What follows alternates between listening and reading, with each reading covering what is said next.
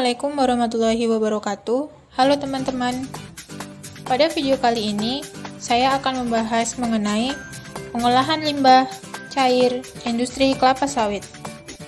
Meliputi kondisi umum, unit inti pengolahan limbah cair pabrik kelapa sawit, dan yang terakhir, sistem teknologi pengelolaan limbah cair pabrik kelapa sawit.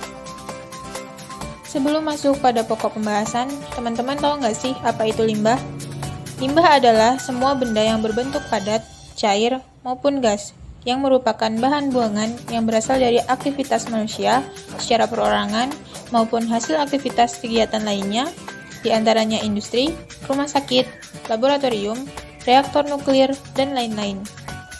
Limbah merupakan suatu benda yang mengandung zat berbahaya atau tidak berbahaya bagi kehidupan manusia, hewan, serta lingkungan. Dan biasanya hal tersebut umumnya disebabkan oleh perbuatan manusia. Keadaan lingkungan dapat mempengaruhi kondisi kesehatan masyarakat.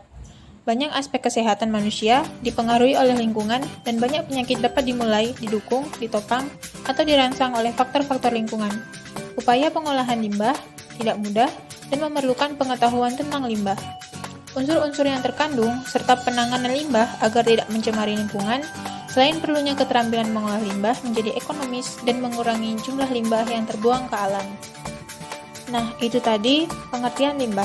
Kemudian, apa itu limbah industri? Limbah industri merupakan sisa atau buangan yang berasal dari hasil suatu kegiatan industri. Dengan kata lain, limbah industri adalah sampah yang dihasilkan dari kegiatan produksi suatu industri. Limbah ini memiliki berbagai jenis, tergantung dengan produk industri yang dihasilkan. Contohnya adalah industri tekstil yang tidak hanya memiliki limbah berupa sisa potongan material, tetapi juga terdapat jenis limbah lain, berupa air buangan dari pewarna kain yang digunakan. Yang selanjutnya, kita akan membahas pabrik industri kelapa sawit.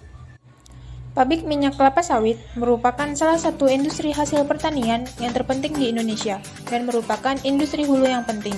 Industri makanan, kosmetika, sabun, dan cat merupakan industri-industri yang menggunakan bahan dasar minyak kelapa sawit. Menurut perkiraan, kurang lebih 90% dari produksi minyak sawit dunia dipergunakan sebagai bahan pangan. Kondisi ini akan memacu perkembangan industri pengelolaan kelapa sawit, baik kebutuhan dalam negeri maupun untuk ekspor. Nah, yang selanjutnya kita masuk pada pokok bahasan yang pertama, yaitu kondisi umum. Kelapa sawit merupakan komoditas perkebunan yang memegang peranan penting bagi perekonomian Indonesia sebagai salah satu penyumbang devisa non-migas yang cukup besar. Kelapa sawit menghasilkan produk olahan yang mempunyai banyak manfaat. Produk minyak kelapa sawit tersebut digunakan untuk industri penghasil minyak goreng, minyak industri, bahan bakar, industri kosmetik, dan farmasi. Luas perkebunan kelapa sawit di Indonesia pada tahun 2005 yaitu seluas 4.520.600 hektar dan terjadi peningkatan yang cukup besar pada tahun 2010 yaitu menjadi 8.430.027 hektar. Pertambahan dan peningkatan areal penanaman kelapa sawit diiringi pertambahan jumlah industri pengolahannya, menyebabkan jumlah limbah yang dihasilkan semakin banyak pula. Hal tersebut disebabkan oleh bobot limbah pabrik kelapa sawit atau PKS yang harus dibuang semakin bertambah. Umumnya, PKS hanya mempunyai sistem pengolahan yang sangat sederhana, yaitu hanya sekedar berupa kolam-kolam penampung limbah cair yang besar, dan berjumlah sekitar kurang lebih 4 buah.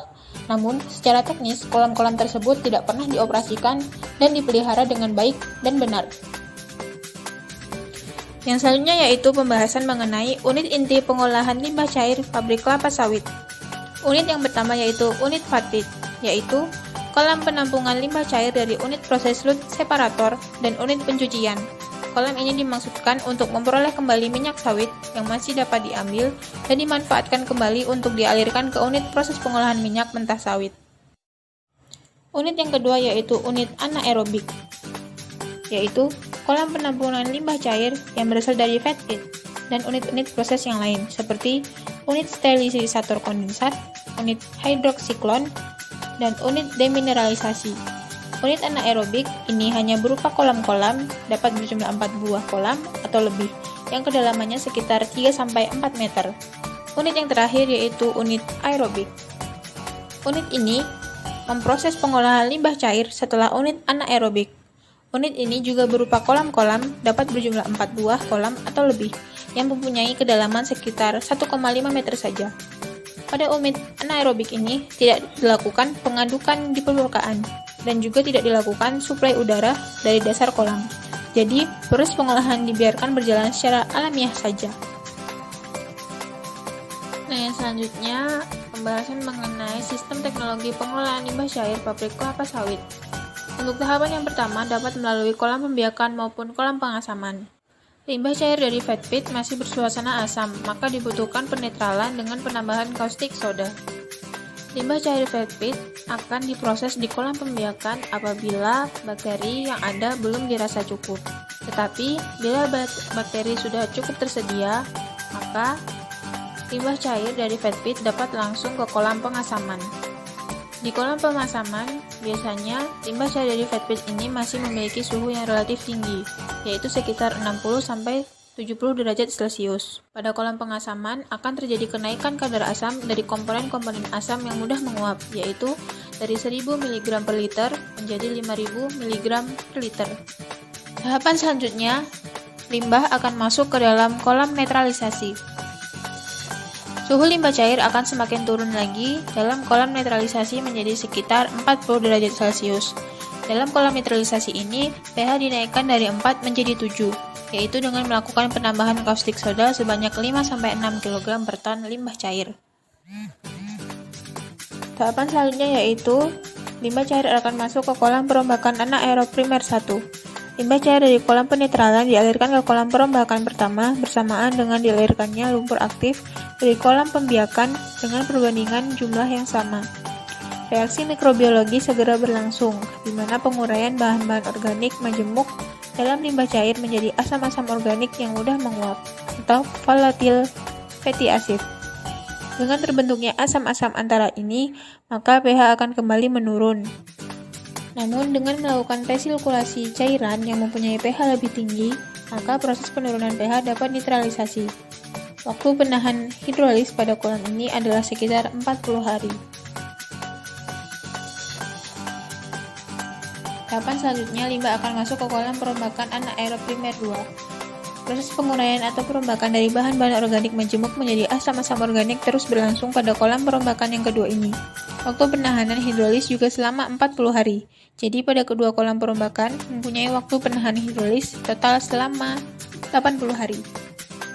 Umumnya dalam kurun waktu tersebut proses perombakan sudah berlangsung secara optimal dan BOD dapat diturunkan dari 25.000 mg per liter menjadi sekitar 5.000 mg per liter.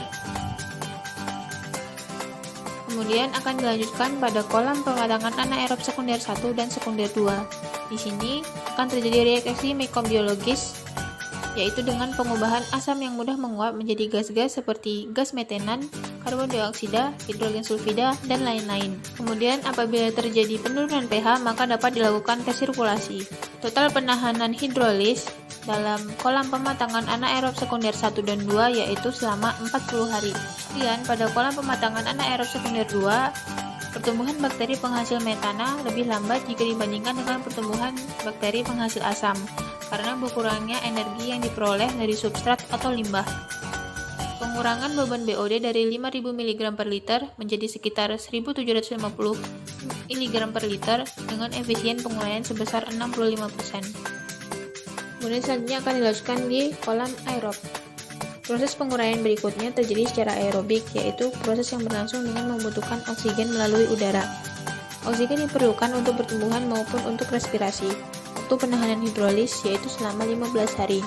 Dengan menggunakan aerator atau suplai oksigen yang cukup, maka angka BOD dapat ditekan dari 1.750 mg per liter menjadi di bawah 100 mg per liter. Efisiensi penguraian dengan cara oksidasi dapat mencapai lebih dari 95%. Effluent dari kolam aerobik ini sudah memenuhi baku mutu limbah, sehingga boleh dibuang langsung ke badan air penerima seperti sungai atau lainnya. Kemudian prosesnya akan dilanjutkan di kolam sedimentasi. Kolam sedimentasi atau kolam pengendapan berfungsi untuk memisahkan cairan dari lumpur yang mengalir secara kontinu dari kolam aerob. Waktu penanganan hidrolis yaitu selama 4 hari, dan apabila dirasakan masih kurang, maka proses pengendapan yang kedua dapat dilakukan pada kolam sedimentasi yang kedua. Tahapan yang terakhir yaitu pada kolam fakultatif dan bak pengontrol. Kolam fakultatif dan bak pengontrol merupakan pelengkap saja, walaupun sebenarnya hasil pengolahan limbah cair yang keluar dari kolam sedimentasi atau kolam pengendapan sudah memenuhi baku mutu limbah untuk dibuang langsung ke sungai atau badan air penerima. Kolam fakultatif dapat berfungsi sebagai tempat untuk proses sterilisasi akhir, dan bak pengontrol berfungsi untuk pencegahan darurat bila terjadi kegagalan operasi pengendalian limbah cair. Nah, itu tadi yang dapat saya sampaikan mengenai pengolahan limbah cair dari pabrik kelapa sawit. Semoga apa yang saya sampaikan dapat bermanfaat bagi teman-teman dan dapat menjadi ilmu baru bagi teman-teman. Kurang dan lebihnya saya memohon maaf. Sekian dan terima kasih. Assalamualaikum warahmatullahi wabarakatuh.